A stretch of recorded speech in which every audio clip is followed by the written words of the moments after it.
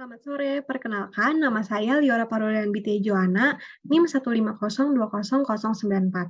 Di sini saya akan menjelaskan tentang rencana penanggulangan banjir dan pemenuhan kebutuhan air di Kota Jakarta.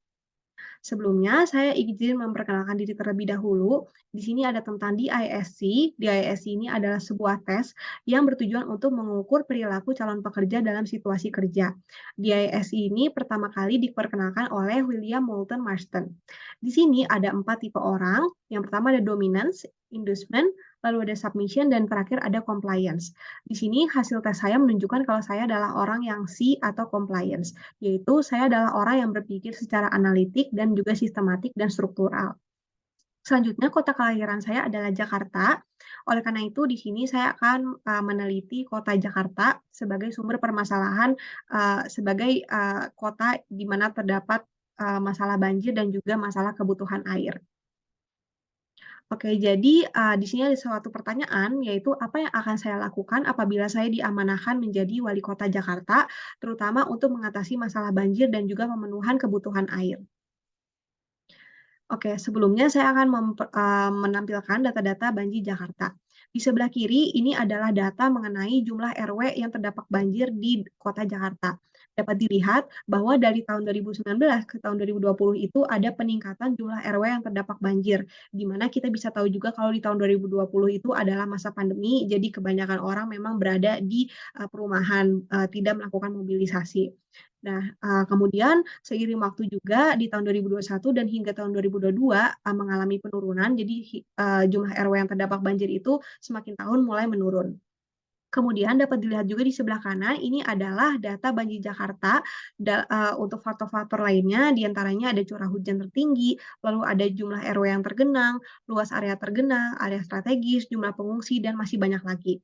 Nah, di sini dapat dilihat juga kalau semakin tahun, mulai tahun 2002 hingga tahun 2021, memang datanya itu semakin menurun. Misalnya untuk korban meninggal itu semakin menurun, terus juga jumlah RW yang tergenang semakin menurun, luas area yang tergenang semakin menurun, dan curah hujannya juga semakin menurun. Tapi memang kalau dilihat secara keseluruhan, angkanya itu masih cukup tinggi. Jadi dapat dibilang kalau sebenarnya Jakarta itu masih belum free dari masalah banjir. Nah, di sini saya mencoba untuk menganalisis beberapa penyebab banjir di Jakarta. Di sini saya mendapatkan 6 jawaban. Yang pertama ada pembangunan pemukiman di daerah resapan air, di mana kita bisa tahu kalau seharusnya daerah resapan air itu tidak boleh dibangun bangunan-bangunan lain. Yang kedua adalah membuang sampah sembarangan. Nah, sebenarnya sampah itu memang masalah yang sebenarnya cukup bisa dibilang cukup sepele karena itu jumlahnya kecil dan bentuknya juga kecil. Tapi kalau misalnya banyak, sebenarnya sampah itu bisa menjadi penyebab utama dari timbulnya banjir di suatu kota. Yang ketiga ada penebangan pohon secara ilegal di hutan, karena seperti yang kita tahu kalau pohon itu memang sangat berkontribusi dalam penyerapan air. Jadi kalau misalnya tidak banyak pohon di suatu kota, maka kalau apabila terjadi hujan yang tinggi dan terdapat banyak sekali air, jumlah air akan susah untuk diserap dan akhirnya menyebabkan banjir. Yang keempat ada kurangnya kawasan drainase untuk menyimpan luapan air. Lalu yang kelima ada sistem sanitasi yang buruk, misalnya ada waduk yang roboh atau mungkin ada yang mampet karena kurangnya pemeliharaan dan lain-lainnya. Dan yang terakhir adalah curah hujan yang tinggi. Selanjutnya adalah beberapa solusi yang sudah pernah diterapkan oleh pemerintah-pemerintah Kota Jakarta sebelumnya. Yang pertama ada normalisasi sungai, lalu ada juga melakukan pengerukan sungai, lalu ada membangun waduk, drainase vertikal, membangun polder, dan yang terakhir adalah membangun olakan. Namun seperti yang kita tahu, meskipun solusi-solusi ini sudah diterapkan dan juga sudah cukup banyak dan sudah cukup baik, tapi ternyata pada faktanya masalah banjir di Jakarta itu masih belum benar-benar terselesaikan. Nah, selain itu juga saya mencoba untuk menganalisis SWOT khusus untuk kota Jakarta, di mana yang pertama untuk strength itu Jakarta merupakan pusat ekonomi dan juga bisnis. Dan yang kedua, Jakarta itu memiliki anggaran yang cukup besar. Dan yang terakhir, Jakarta sebagai pusat ekonomi dan bisnis itu sudah memiliki infrastruktur yang memadai.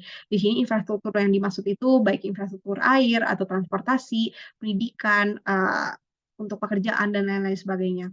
Nah, sementara itu, Jakarta juga memiliki weakness. Yang pertama adalah memiliki birokrasi dan perizinan dari pemerintah yang cukup rumit. Dan yang kedua adalah penduduk Jakarta yang terlalu padat karena makin tahun itu semakin banyak pendatang-pendatang baru ke Jakarta. Dan yang terakhir adalah banyak masyarakat yang masih minim edukasi, terutama mengenai sanitasi dan juga pembuangan sampah, dan juga tentang mitigasi pencegahan banjir. Lalu untuk opportunity-nya, Jakarta itu, di Jakarta terdapat, perkembangan teknologi dan sosial media yang cukup pesat. Kemudian, di Jakarta juga terdapat banyak investor dan perusahaan asing, di mana ini akan sangat beneficial karena apabila kita mau membangun suatu proyek, terutama untuk mengatasi, masalah banjir, kita bisa mengundang para investor dan juga perusahaan asing untuk menjadi stakeholders. Dan yang terakhir adalah mudahnya akses terhadap ilmu dan sumber daya, karena Jakarta itu ibu kota, jadi, akses terhadap sumber daya manusia, material, dan lain-lain sebagainya itu lebih mudah dibanding kota-kota lainnya. Kemudian ada threat, untuk kota Jakarta itu threat-nya adalah curah hujan yang cukup tinggi. Kemudian yang kedua adalah topografi dan juga kondisi tanah yang sebenarnya itu kurang bagus. Jadi mungkin bisa menimbulkan masalah-masalah lain, misalnya banjir, longsor, dan sebagainya. Dan yang terakhir adalah sampah dari daerah lain, karena kan Jakarta itu dikelilingi banyak kota alias Jabodetabek.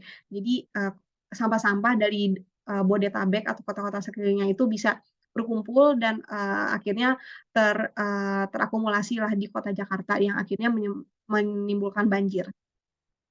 Nah, oleh karena itu saya mencoba untuk menggagas beberapa solusi yang saya bagi menjadi 2, yaitu ada bidang keteknik sipilan dan juga bidang sosial. Yang pertama untuk bidang keteknik sipilan, di sini saya menggagas ide yaitu Jakarta Flood Mega Project. Jakarta Flood Mega Project ini saya terinspirasi dari sebuah proyek yang ada di Belanda bernama Delta Works. Jadi Delta Works ini adalah serangkaian proyek mega konstruksi yang dibangun untuk melindungi kawasan Belanda dari bahaya banjir maupun air pasang laut. Nah, di sini di sebelah kiri itu ada peta yang dilambangkan warna merah itu adalah lokasi titik-titik lokasi, dibangunnya, beberapa proyek Delta Works. Jadi Delta Works itu terdiri atas beberapa bangunan air yang, fungsinya itu untuk melindungi keseluruhan negeri Belanda dari banjir. Salah satunya adalah bangunan yang di sebelah kanan ini, untuk lengkapnya akan saya, tampilkan.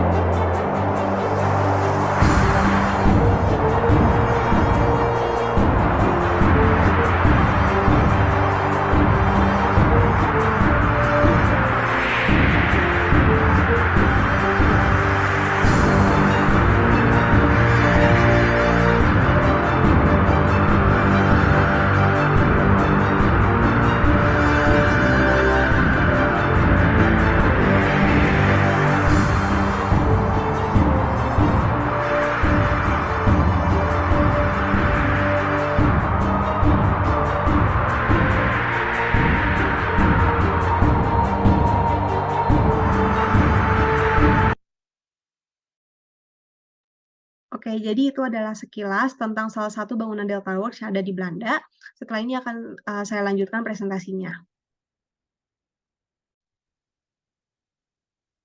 Oke, jadi terinspirasi dari Delta Works Belanda ini, akhirnya saya menggagas ide yaitu Jakarta Flood Mega Project. Di mana Jakarta Flood Mega Project ini adalah proyek besar yang bertujuan untuk mencegah banjir Jakarta dalam rentang waktu yang saya rencanakan adalah 20 tahun. Dan seperti Delta Works juga, Jakarta Flood Mega Project ini terdiri atas serangkaian beberapa proyek, diantaranya berfokus untuk improvement bangunan air, edukasi masyarakat, memperbanyak bangunan air di berbagai RT atau RW, dan inovasi teknologi bangunan pencegah banjir, yaitu deep tunnel yang akan saya jelaskan lebih lanjut. Yang pertama mengenai bangunan air. Di sini fokus saya adalah untuk memperbanyak pembangunan bangunan air dan juga improvement kualitas bangunan air di beberapa titik yang rawan banjir. Karena setelah saya melakukan research dari internet, ternyata di Jakarta itu memang sudah memiliki banyak bangunan air, namun masih banyak yang kualitasnya itu rendah karena beberapa hal dan juga banyak yang tidak terpelihara. Oleh karena itu, saya di sini memfokuskan untuk melakukan improvement kualitas-kualitas bangunan air supaya cara bekerjanya itu bisa lebih efektif dan lebih lancar juga dan bisa bermanfaat terutama untuk mengatasi banjir. Dan juga ternyata, jika dilihat dari peta peta yang ada di sebelah kiri ini, Peta ini menunjukkan, peta-peta daerah rawan banjir. Untuk daerah yang paling rawan banjir itu ditampilkan dengan warna hijau dan daerah yang paling kurang rawan banjir itu ditampilkan dengan yang warna kuning. Di sini dapat dilihat kalau ternyata, daerah yang berwarna hijau atau daerah yang sangat rawan banjir itu masih cukup banyak. Sedangkan jumlah bangunan air di Jakarta itu masih terbilang sedikit dibandingkan, jumlah daerah yang rawan banjir ini. Oleh karena itu di sini saya mau memperbanyak pembangunan bangunan air di Jakarta. Untuk bangunan air yang ingin saya bangun, di sini ada beberapa. Yang pertama ada kolam retensi, yang fungsinya itu untuk memotong puncak banjir yang terjadi dalam badan air atau sungai. Kemudian ada waduk yang fungsinya untuk mengendalikan banjir, bisa juga untuk PLTA dan untuk menyediakan air baku. Jadi bisa berfungsi untuk pemenuhan kebutuhan air juga. Lalu ada kantong lumpur ini fungsinya untuk mengelakkan angkutan sedimen dasar, terutama fraksi pasir. Tujuannya adalah supaya tidak masuk ke jaringan pengairan, jadi supaya air-airnya itu lebih bersih lagi. Lalu ada gorong-gorong ini fungsinya untuk membawa aliran air melewati di bawah jalan atau jalan kereta api. Dan yang terakhir adalah bangunan terjun. Bangunan terjun ini fungsinya untuk mengurangi kemiringan saluran yang terlalu curam dan untuk menurunkan kecepatan aliran air agar tidak merusak saluran atau bangunan. Selanjutnya adalah salah satu inovasi yang ingin saya buat, yaitu Jakarta Deep Tunnel. Jakarta Deep Tunnel ini saya terinspirasi dari, 2 deep tunnel yang sudah, dibangun di 2 negara, yaitu ada di Kuala Lumpur dan yang kedua ada di Tokyo. Dan sudah terbukti kalau, deep tunnel di kedua negara ini memang sangat efektif untuk mengendalikan banjir. Nah, mengenai Jakarta Deep Tunnel ini sendiri, jadi intinya ini adalah sebuah terowongan di bawah tanah yang akan ditanam di bawah tanah dan nanti fungsinya itu adalah tempat mengalirnya air. Jadi, apabila terjadi banjir, air banjirnya itu bisa masuk lewat tunnel dan juga bisa langsung dialirkan supaya tidak tergenang di perumahan-perumahan atau di atas tanah supaya tidak menimbulkan banjir. Selain itu di tunnel ini juga bisa multifungsi, untuk mengalirnya air, ini juga bisa berfungsi sebagai tempat untuk, kendaraan bermotor lewat di dalamnya. Nah, Jakarta di Tunnel ini sebenarnya sudah pernah digagasi oleh salah satu menteri, yaitu Menteri PU Joko Kirmanto yang dulu pernah menjabat. Namun, beberapa tahun terakhir memang gagasan ini lama-kelamaan itu hanya menjadi sebatas wacana karena ada beberapa kendala, di antaranya kendala teknis, perizinan, dan juga pembebasan lahan. Padahal kalau misalnya sudah saya, teliti lebih jauh, proyek di tunnel ini memang sangat baik untuk Jakarta, karena ada beberapa benefit. Oleh karena itu, jika saya menjadi wali kota Jakarta, saya ingin, untuk Jakarta di Tunnel ini sebagai salah satu proyek pembangunan untuk mengatasi masalah banjir. Nah, jadi di sini ada beberapa gambar, ini adalah, skema, atau peta tempat akan dibangunnya, Jakarta di Tunnel ini. Kemudian yang di bawah ini adalah gambar kira-kira desain, penampang melintang dari, Jakarta di Tunnel itu sendiri. Dapat dilihat bahwa di sini ada 3 level, di mana level kedua dan level ketiga itu akan dilewati oleh kendaraan dan level pertamanya itu akan menjadi tempat mengalirnya air. Nah, di sini saya memilih Jakarta Deep Tunnel sebagai salah satu solusi atau, inovasi teknologi karena ada beberapa hal. Yang pertama, di tunnel ini bisa berfungsi untuk mengontrol banjir dan juga untuk meningkatkan sistem pengelolaan air limbah. Karena seperti yang kita tahu juga kalau Jakarta itu, banyak banget limbahnya. Jadi, dengan adanya Deep Tunnel ini kita bisa membuat, perairan di Jakarta itu bisa lebih, bersih lagi. Kemudian yang ketiga adalah meningkatnya suplai sumber air murni, dan yang keempat, seperti yang udah dijelaskan juga kalau, deep tunnel ini bisa multifungsi juga sebagai jalan tol untuk kendaraan bermotor seperti mobil dan juga yang lainnya. Kemudian karena dia berada di dalam tanah, jadi, deep tunnel ini bisa meminimalisir terjadinya penggusuran atau konstruksi di atas tanah yang, sekiranya bisa mengganggu aktivitas para penduduk Jakarta. Dan yang terakhir, karena di Jakarta itu lahan memang sudah semakin dikit, jadi, dengan adanya deep tunnel ini kita nggak perlu memakai lahan baru untuk membangun, suatu proyek, karena kita bisa menggunakan, sistem bawah tanah. Jadi nggak perlu ada penambahan lahan lagi. Nah, itu adalah kira-kira, solusi, yang merupakan gagasan dari saya dari bidang teknik sipilan, selanjutnya adalah bidang sosial.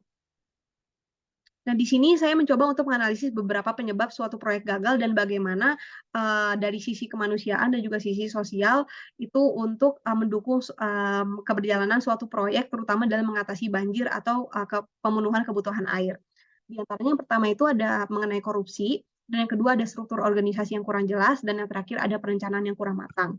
Oleh karena itu di sini saya mencoba untuk menyampaikan beberapa ide dari sisi sosial agar, suatu proyek itu bisa berjalan dengan lancar. Yang pertama, ada Seven Habits of Highly Effective People. Nah, sebenarnya ini berasal dari suatu buku. Kemudian di sini saya mencoba untuk menerapkan Seven Habits ini ke para pekerja proyek pembangunan supaya proyeknya itu bisa berjalan dengan lancar. Yang pertama ada be proactive.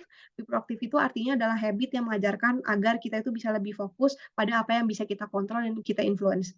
Yang kedua adalah begin with the end in mind. And di sini artinya adalah akhir atau suatu tujuan. Jadi di sini kita harus fokus kepada tujuan akhir kita sebagai suatu pihak atau suatu organisasi dan fokus untuk bagaimana kita bisa achieve hal tersebut. Yang ketiga adalah put first things first, artinya adalah kita belajar untuk memprioritaskan suatu hal yang penting dan mencoba untuk melakukan hal tersebut terlebih dahulu. Dan yang keempat ada think win-win. Jadi di sini kita sebagai manusia kan saling membutuhkan. Kita bisa untuk berkolaborasi dan juga bisa membangun suatu relationship yang sehat supaya kita bisa mencapai suatu hasil yang lebih efektif apabila bersama-sama berkolaborasi. Yang kelima, seek first to be understand dan to be understood. Jadi di sini artinya adalah apabila kita ingin dipahami orang lain, kita harus memahami orang lain terlebih dahulu. Salah satunya adalah dengan komunikasi yang baik. Dan yang keenam ada synergize. Synergize ini adalah untuk mendukung perkembangan inovasi-inovasi dan juga solusi yang adaptif. Dan yang terakhir ada sharpen the soul. Sharpen the soul ini adalah habit untuk meningkatkan motivasi dan juga work-life balance. Selain Seven Habits, selanjutnya adalah karakter anti korupsi, di mana yang kita tahu memang banyak proyek-proyek itu akhirnya gagal dan tidak terlaksana dan bahkan menyebabkan malapetaka untuk lingkungan sekitarnya karena salah satunya adalah korupsi. Oleh karena itu, untuk seluruh pekerja-pekerja proyek pembangunan seharusnya diterapkanlah karakter anti korupsi yang ada 9 ini. Di antaranya ada jujur, peduli, mandiri, disiplin, tanggung jawab, pekerja keras, sederhana, berani, dan yang terakhir adalah adil. Selanjutnya ada organizational development. Jadi hal ini adalah suatu peraturan atau sistem dari suatu organisasi supaya lebih terstruktur lagi dan supaya bisa menghasilkan hal yang lebih baik lagi. Yang pertama adalah entry. Entry ini adalah tahap untuk mengeksplor masalah, kesempatan, dan juga situasi. Tahap kedua adalah diagnosis, yaitu tahap untuk menemukan suatu fakta atau suatu data. Kemudian adalah memasuki tahap feedback, yaitu mengeksplorasi informasi yang sudah didapatkan supaya bisa lebih dipahami lagi dan juga lebih akurat. Kemudian ada solution, yaitu tahap untuk memperbaiki masalah tersebut dan juga improve. Dan yang terakhir ada evaluasi. Evaluasi itu adalah tahap untuk mengumpulkan data, membuat laporan, dan juga memberikan rekomendasi. Selanjutnya adalah teori of planned behavior. Teori of planned behavior ini adalah yang pertama mengasumsi bahwa kontrol persepsi perilaku mempunyai implikasi motivasional terhadap minat seseorang. Dan yang kedua adalah kemungkinan hubungan langsung antara kontrol persepsi perilaku dan juga perilaku tersebut. Kemudian ada organizational behavior. Di sini adalah intinya konsep dari suatu organisasi dapat dilihat di sini ada 3 lingkaran, di mana lingkaran paling pertama itu adalah individual, kemudian dari individual-individual tersebut membentuk suatu grup. Dan dari grup-grup tersebut terbentuklah satu lingkaran yang lebih besar lagi yaitu organization. Jadi intinya organization ini membawahi berbagai macam individual dan berbagai macam grup di mana mereka semua adalah satu keseluruhan atau holistik. Nah, di sini organizational behavior ini ada beberapa poin. Yang pertama ada individual difference atau memahami bahwa memang setiap individu itu memang berbeda-beda. Yang kedua adalah whole person.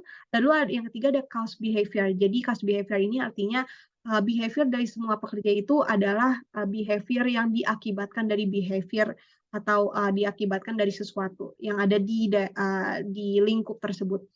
Kemudian ada human dignity yang mengatasnamakan keadilan atau kesetaraan untuk semua orang. Lalu ada need for management, ada social system karena kita dalam makhluk sosial, jadi memang kita mengedepankan sistem sosial. Lalu ada mutual of interest dan yang terakhir juga ada social system.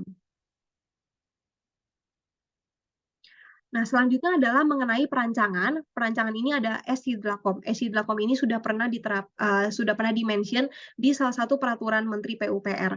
Nah, untuk SI-Dlacom ini urutannya yang pertama di education. Education ini apabila diimplementasikan ke rencana saya, misalnya adalah pemberian edukasi kepada masyarakat dan mengajak mereka untuk bertukar pikiran tentang proyek yang akan dibangun. Yang kedua ada survei. Survei ini adalah melakukan survei ke lokasi proyek yang akan dibangun, kemudian mencoba untuk identifikasi data-data untuk perencanaan bangunan. Selanjutnya ada investigasi. Investigasi ini adalah tahap untuk mengenali kelayakan teknis, finansial, dan juga lingkungan dari proyek bangunan tersebut. Setelah melakukan investigasi, barulah bisa dilaksanakan proses desain atau perancangan. Desain ini termasuk master plan, terus juga rencana teknisnya, ada rancangan anggaran biaya juga, DED, dan juga detail perancangan lainnya. Setelah membuat desain, barulah kita mulai ke tahap eksekusi. Yang pertama itu adalah land acquisition, dan acquisition ini adalah penyiapan lahan atau lokasi untuk pembangunan infrastruktur. Lalu selanjutnya ada construction, jadi setelah lahannya disiapkan, baru kita bisa memulai untuk tahap konstruksi. Dan yang terakhir adalah operation and maintenance, karena proyek pembangunan kalau tidak ada operation maintenance itu tidak akan bertahan lama. Jadi di sini adalah tahap untuk melakukan pemeliharaan dan juga pengoperasian yang optimal sesuai standar syarat dan ketentuan yang berlaku. Berikut adalah timeline apabila saya menjadi wali kota Jakarta untuk melaksanakan rencana-rencana yang sudah saya paparkan sebelumnya. Jadi untuk survei lokasi itu kira-kira dapat dilaksanakan 2 tahun, untuk investigasi persiapan, melakukan studi kelayakan, studi AMDAL dan sebagainya itu sekitar 2 tahun. Dan untuk perancangannya itu di sini saya merencanakan selama 5 tahun. Dan sambil merancang juga kita juga bisa sambil melakukan edukasi kepada masyarakat dan berbincang-bincang juga mengenai kesediaan mereka, persetujuan mereka dan lain-lainnya. Kemudian untuk persiapan bangunan kira-kira 3 tahun, persiapan ini mencakup persiapan lahan dan juga alat berat, dan juga, penunjang-penunjang lainnya. Kemudian untuk konstruksi di sini memakan waktu yang, dapat dibilang cukup singkat untuk, banyaknya proyek yang sudah saya paparkan tadi sekitar 10 tahun, dan untuk peresmian dan publikasinya itu sekitar 2 tahun dan operation and maintenance-nya itu dimulai setelah konstruksi dan, hingga tahun-tahun yang akan datang. Nah, kenapa di sini saya menggagas 10 tahun, karena menurut saya 10 tahun itu adalah waktu yang sebenarnya, cukup singkat tapi efektif gitu, supaya, untuk bisa mencapai, goals yang diinginkan itu lebih awal. Jadi supaya permasalahan banjir di Jakarta itu bisa diselesaikan lebih awal, namun agar tercapai 10 tahun itu, ada baiknya kita menerapkan sisi-sisi sosial yang sudah saya terapkan tadi. Karena, menurut saya apabila poin-poin sosial yang tadi saya jelaskan itu bisa diterapkan di selama proyek pembangunan ini, maka kita bisa mencapai goals untuk, konstruksi itu hanya 10 tahun saja dan dalam 20 tahun kita sudah bisa menyelesaikan masalah banjir di Jakarta. Nah, berdasarkan rencana saya tadi, saya memberikan beberapa hipotesis. Yang pertama adalah menyelesaikan pembangunan infrastruktur di tahun 2040. Yang kedua adalah meningkatkan ruang terbuka hijau sebagai salah satu solusi banjir, lalu mengurangi jumlah RT atau RW yang terendam banjir, kemudian mengurangi jumlah pengungsi dan warga yang terdampak banjir, lalu mengurangi durasi dampak terjadinya banjir, dan yang terakhir adalah meningkatkan edukasi mengenai mitigasi dan juga pencegahan banjir di masyarakat. Sekian presentasi dari saya, terima kasih telah mendengarkan.